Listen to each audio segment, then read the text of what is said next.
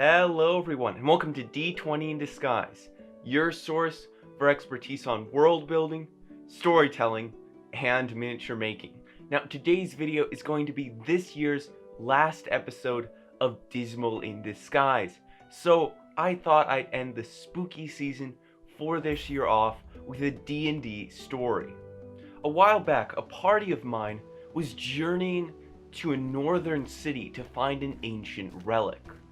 Now, they were hard-pressed to find this relic within a certain time limit, so they were journeying day and night to this desert northern city. One night, in a seemingly normal forest, they stumbled across a log blocking the road. With a dim lantern, after further investigation, they saw multiple bodies, bloody and mutilated, lying on the ground after some sort of attack. The players immediately jumped on looting the bodies, when suddenly one of the characters noticed a looming, lanky, shadowy form biting and gnawing on one of the bodies. It was a troll, which looked up, saw the characters, and decided that they were going to be its next meal. After slicing the troll to ribbons and burning its body parts, the battle was won. However, one of the player characters had been grievously wounded and was near death. The other characters came to stabilize them, when suddenly a strange NPC came out of the forest. It appeared that it was a scholarly woman in noble clothes. She bravely approached the party and asked them if they wished to stay in her home, and it seemed as if she knew everything that had gone on, the journey to the northern city, and the fight with the troll. The players, although hesitant, decided to follow the woman and be ready to bolt at any sign of trouble. They followed the woman through the forest, and this was when they first noticed that something was off. It seemed as if the rain, which was pouring down that dark night, was bending around the woman's body as if by magic. But they didn't pay much mind to it.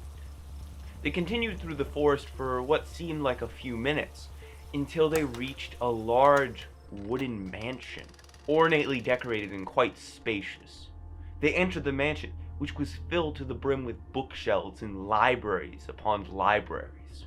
Even the hallways were lined with bookshelves and many, many books. The woman leaded them left and right and up a flight of stairs in this massive maze of library, until they reached a small sitting room, also lined with bookshelves. In this room, it seemed as if a row of cots had been hurriedly prepared, and a table full of food was on the opposite wall of the room. In the center of the room sat a lectern with a single, worn, red-covered book on it. The woman was quite polite to the player characters, telling them that they could rest there and eat all the food they wanted from the table, and even read whatever they wanted to from the bookshelves. Except for the red book in the center of the room. Now, I specifically designed this that they would go over to the book on the lectern. Knowing my players, it worked perfectly.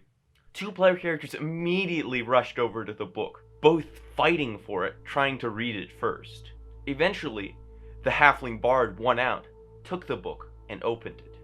On the front cover, labeled in faded golden letters, was The Seventh Evil by the Last Sister. After opening its faded, red leather cover, it seemed as if there was a single page in the book. It read, "One is laid, two evade, the last in a glade, all four on a curved blade.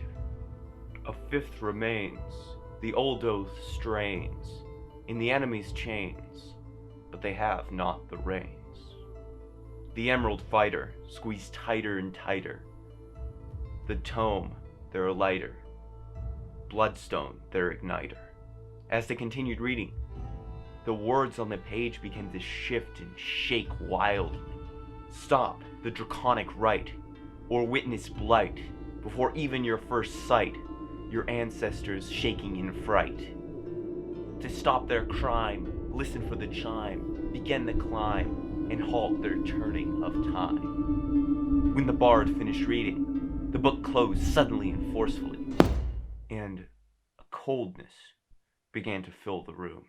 A strange, ethereal voice came to them, asking them if they had enjoyed her work.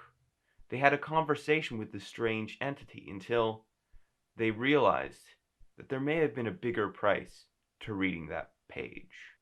The voice explained that if they did not find the binding key hidden in this room in 5 minutes, they would become her slaves, although they didn't know what that meant. And so the hunt began for the binding key. They tore many books off of the bookshelves, searching for anything which might be relevant to keys or binding or anything at all, but time was ticking. Finally, they found a book full of endless keys. They know not which one. They decide to come back to it, searching for other books which may hold the key, but no luck. With less than a minute left on the clock, the bard, in a sudden epiphany, decided to open the binding of the Book of Endless Keys, and there was the binding key. In the end, they only had 3 seconds to spare. So, I'm never giving that group timed puzzles again. The voice grudgingly congratulated them on finding the binding key, but reminded them that she would be back. From there, the tiefling sorcerer took the book from the bard's hands forcefully, left the room, and turned invisible simply because he wanted the book for himself. A moment later, their host, the strange, noble woman, came into the room, telling them that she knew everything that had just gone on, and that she had specifically planned it so that they would read the 7th evil.